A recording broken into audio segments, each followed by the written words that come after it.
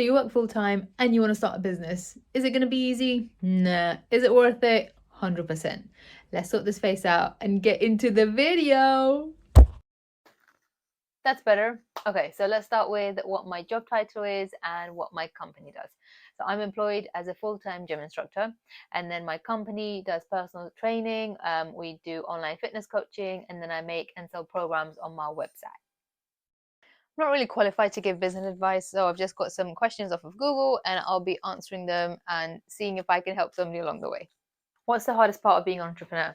I think it's the discipline to do the thing even though you don't feel like it, or you're tired, or you're hungry, or you just can't be bothered. That is just, it's so challenging, especially when you have nobody that's kind of relying on you and you're just kind of like a solo driver.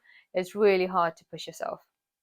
Time management is also a big one, especially when you're working full time and then you have a business on the side. You have to allocate time properly to both those things. Otherwise, nothing gets done. You get burnt out, you get frustrated, you don't get anywhere, and it's just a vicious cycle to be in.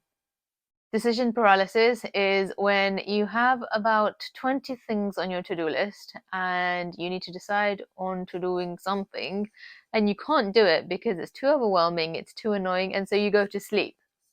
Who does that? Ah, yes, the emotional roller coaster of being an entrepreneur. So, when you're on high, you're happy, you're ecstatic, your business is going well, you're on top of the moon, you're so grateful, you're having a great day, and then boom, something happens. Not necessarily in business, maybe you're just having a bad day, maybe it's that time of the month, and then all of a sudden, you're like, I can't do this, I wasn't built up for this, why am I doing this? Who's even going to buy from me? And you just have these self sabotaging thoughts, and it drains you, and you kind of go down. And then something happens and you go back up again. And I call that the emotional roller coaster of an entrepreneur. And I think there was an author that wrote about this in the book where you have this, and it's about learning to ride the waves, as in, it's going up, it's going to go down, it will go up. You just have to learn to ride the wave. That is something that's kept me sane and kept me going in my business. What's the most fulfilling part? The most fulfilling part for me has to be hearing about my client wins. So I'm in the gym, I'm minding my own business, I'm doing whatever it is. And then somebody comes to me and they're like, oh, you know that thing that you told me? I've done it and now my hip feels so much better. I'm more mobile. I'm not in pain. I have a little bit more pep in my step. And that just, it feels so good when I hear that. And I just encourage everyone, like whatever wins that they have, please share it with me because it literally feeds me. It reminds me of why I'm doing what I'm doing and it pushes me to keep going. Also, look at this little cutie. What is that? What is that little baby? The second most fulfilling part is kind of investing most of the money that I make in my business back into the business. That just feels really, really good. Also, you are your own boss, so you have the creative freedom to do whatever you want in your business in terms of like marketing and design and branding and colors and concept. Like you are the brainchild behind whatever you want to do in your business. So I love having that creative freedom. It just feels great. She's so tiny. It's Daisy, my little baby. Okay. Sorry. Hi. She's my little baby.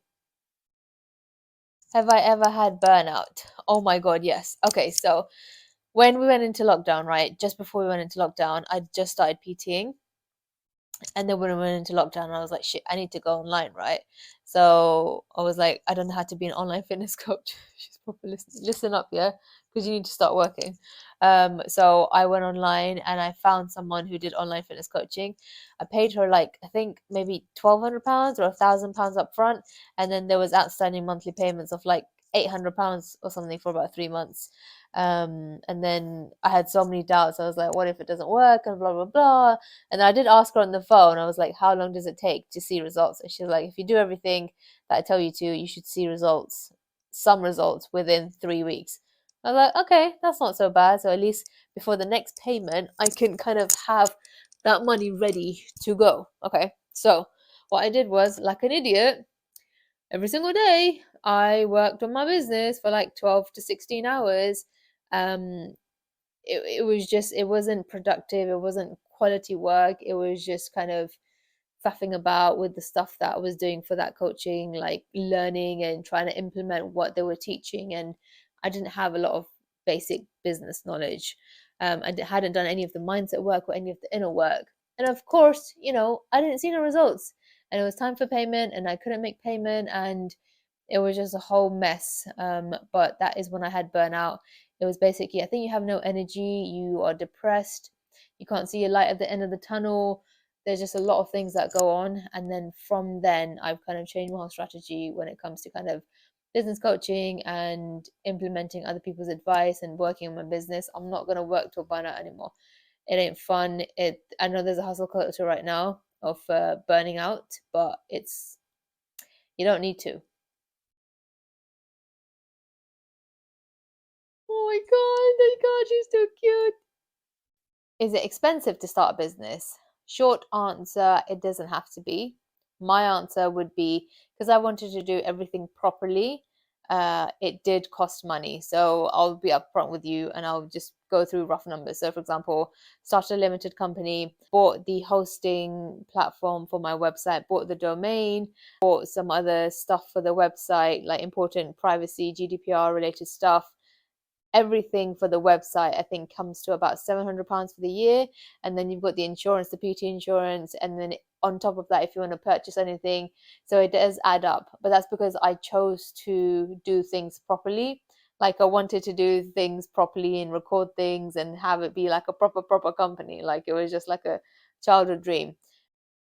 Let's talk about some myths about being a business owner.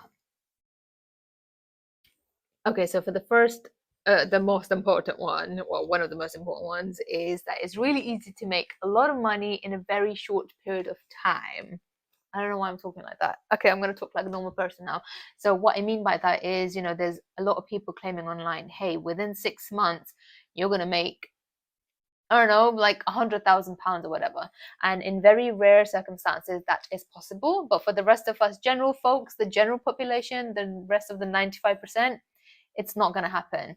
And the reason I say that is because I'm being realistic and I'm being straight with you guys.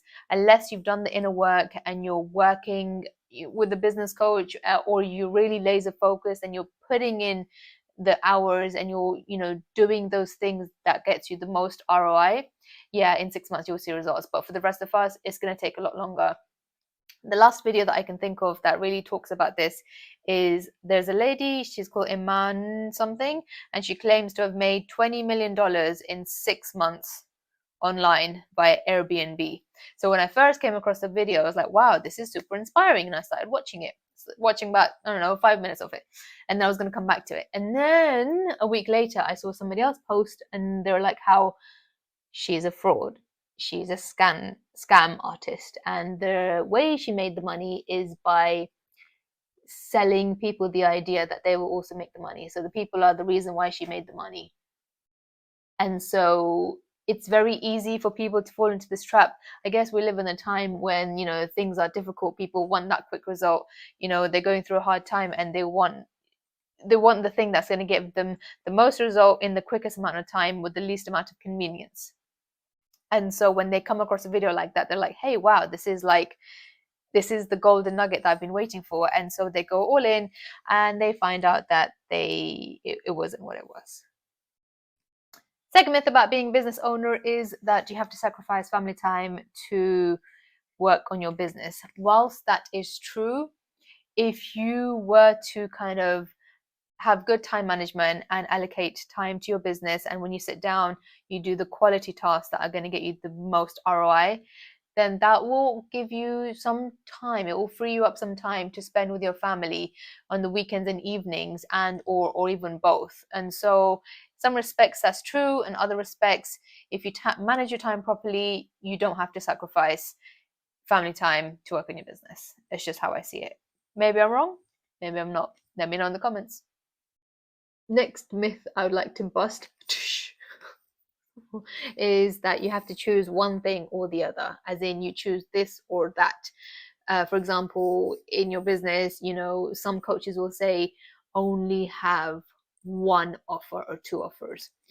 There is some truth to that. So when somebody comes to your website, if you give them too many options, they will probably have decision paralysis and not buy anything. Whereas if you give them 1 to 2 options, they're limited and they're more likely to make a decision. In saying so, you can also have other products and services that are not bombarded in the faces. For example, somebody comes to you and what you're offering them is not what they're looking for. They're looking for something else. And then you can go away and be like, hey, actually, I have something that will suit you. So you have those things available or are ready to go or are kind of a concept, and you can sell it to those people because there is a demand. They want it, you have it, give it to them. Oh, another thing on that you can have this and not that is, only work on like one thing, as in like only focus on your YouTube. Don't focus on anything else. For a lot of people that are not multi-passionate, that's possible. For somebody like me that literally cannot focus on one thing and get like really bored, I have to focus on a lot of different things. And I have to kind of, when I'm doing one thing, I need to do that thing. And then the next day or a couple of hours later, I need to do something else because that's just how my brain works. Is that how your brain works too? I don't know. Let me know in the comments. I need to address this hustle culture where, it's fancy to work so hard that you burn out and then you go to the hospital and you have to take 3 months off because your body physically cannot do anything. This has happened with a lot of famous influencers, business owners, entrepreneurs, people that go hard and fast for like a year and two and they burn out because at the end of the day they're a human and the human body is only capable of so much, even if you do everything properly, right? So I don't like this culture of burning yourself out and then kind of having to being forced by nature, by your body, to take off some time just to recover from that burnout period. The last example I can think of is Vanessa Hudgens. I'm not shading her in any way, but she's a perfect example of what I'm talking about. I think for maybe 3 to 5 years of going from corporate employee to building out her business, she has an Instagram course called Instagram something. It's like a 997 course. And I think for the first 3 to 4 years, she went in hard on building out her social media, her YouTube, her Instagram, that course. And then what she had to do maybe like a year ago is stop everything, downgrade her lifestyle, her everything to kind of recover from that burnout. Do you see like what I'm saying? So it's like have that balance so that you don't get burnout and you actually enjoy the process and the journey of getting to where you want to get to. So when you get there, you can actually enjoy it and not be in that state of recovering from what you've just been through to get to where you are, if that makes sense. Look at this little chicken. This is my chicken. She's no longer a rabbit. She's just too fluffy. Anyway, let's talk about some juicy tips about being a business owner.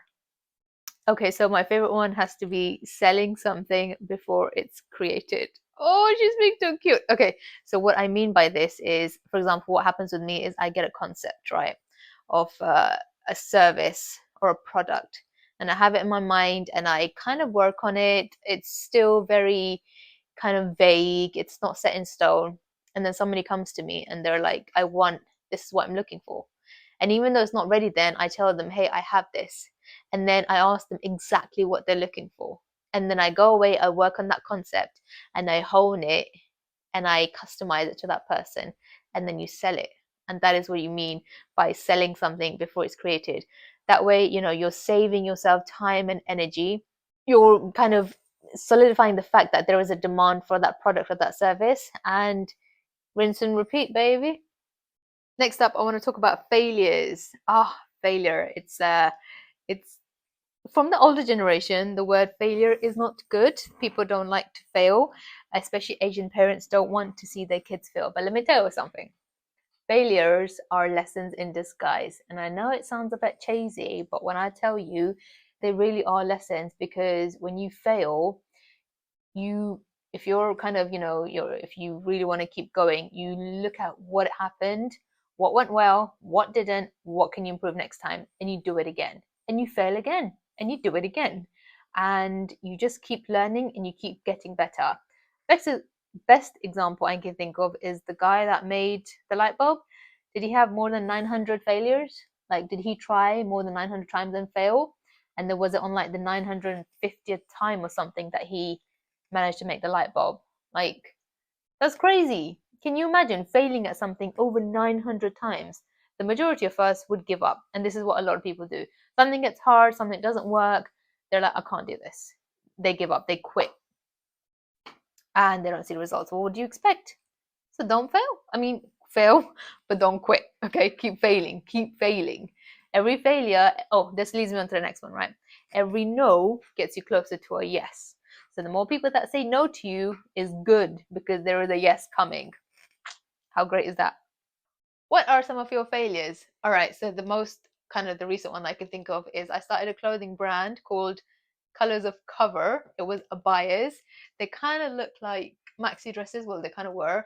And I got them in Pakistan. They were handmade. The material was like faux silk. Like it was very nice, very silky.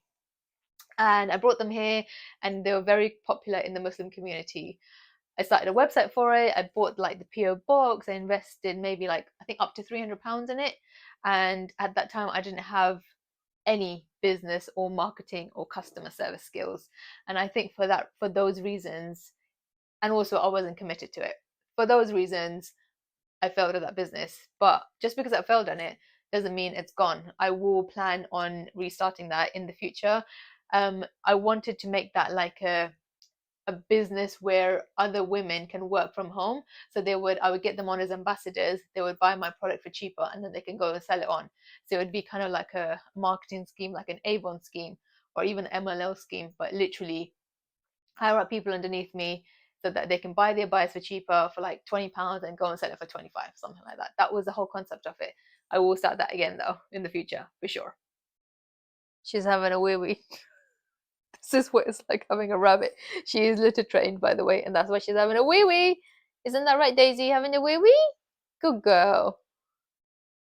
She's like, don't look at me, don't touch me, don't look at me. How dare you? You haven't got the permission to look at me.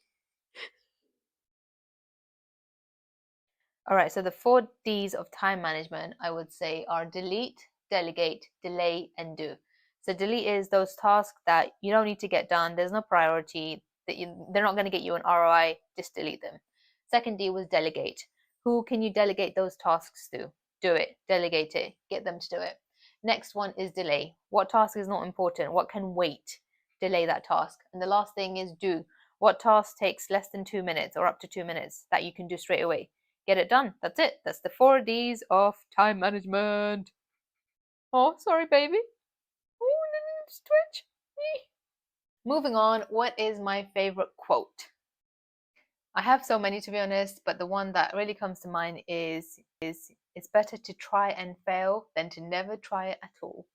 I don't know who that's by, but it's a good one.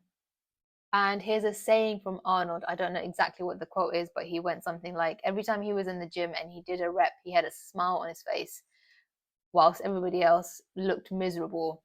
And the reason for that smile was because every rep, every second in that gym got him closer to his goal, to his dreams. And I try to use that in my business every time I sit down and I work on it.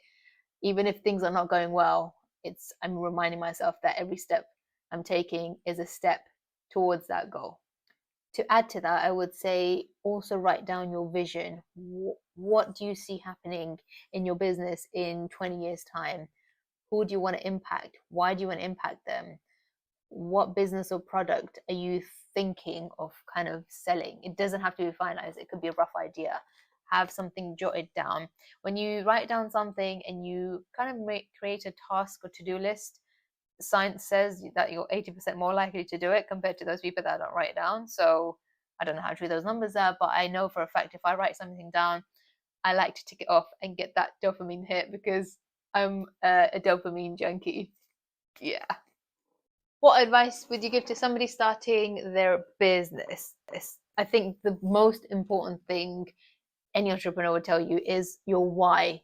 Literally get a piece of paper and write down why do you want to start this. Get real deep. When I say get real deep, as in like, why do you want to start it? Like, who are those people that you are doing this for? Is it yourself? Is it your mom, your dad, your partner, your children? Like, why? Why do you want to do this for them? And then go deeper, but why? And go deeper, but why? And go deeper. Keep digging, get to that core reason. And the reason that's so important and so powerful is because those times when you feel like quitting, those times when you don't feel like working on your business, you're going to remind yourself of your why, and you will continue, you will carry on. It doesn't matter if you can't find your why. You probably have some sort of reason of why you want to do this. It's either to, like, have money, so that you have freedom, or it could be that you just don't want to work where you're working, or have more options. Whatever it is, start somewhere and dig, dig, dig, dig. Get a shovel, dig, and keep digging until you find that why. It will serve you so much. And I'll say, go one step further. Make yourself a vision board with that why. Have those pictures that invoke those emotions in you. Put them on your vision board, so when things get hard, you look at that and you remember, hey, I'm not doing this for me. Or even if it is, I'm doing this for this reason. Very important, very powerful. Highly recommended. Next piece of advice is have fun in your business. Like, when things stop becoming fun and they become boring and tedious and repetitive, that is when you are no longer aligned with that vision, that mission, that purpose that you had. And so just have fun in your business. You're in control of your business. You can steer it whichever direction you want. You can have as much fun or as little fun as you want. It has to stay like enjoyable for you to keep doing it. If it's not fun, one day you're going to be like, I don't want to do this anymore because it's not fun. It's not getting me the results. I'm not enjoying it. Why am I doing this? We are getting towards the end of this interview. We've got 2 questions left. Second last one is, what are some negotiables, non-negotiables in your business? I would have to say meditation, answering emails, and client check-ins. Drinking water, that's not in my business. Yeah, those 3 for my business. Yeah. Next business advice is, if somebody doesn't see the value in what you are selling, they won't pay you what you're asking for. So if you have something, for example, I'm a personal trainer at the moment. I charge £75 for 45 minutes of a personal training session. There are some people, when they hear that, they hear the price and they're like, oh my God, that's too much. Why do you charge so much? That's a lot. I wasn't expecting that much. In the past, I've paid somebody £40. Why are you charging so much? And then on the other hand, there's other people, they're like, okay, cool. Do you see the difference? And now if you decide to drop your price because somebody cannot pay you,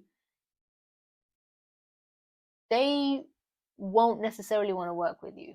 And you can try it out for yourself. You can challenge me on this. And if they do that, it's because they're buying your services based on your price, not based on what you value and based on what you offer. There is a difference. So your net worth is connected to your self-worth.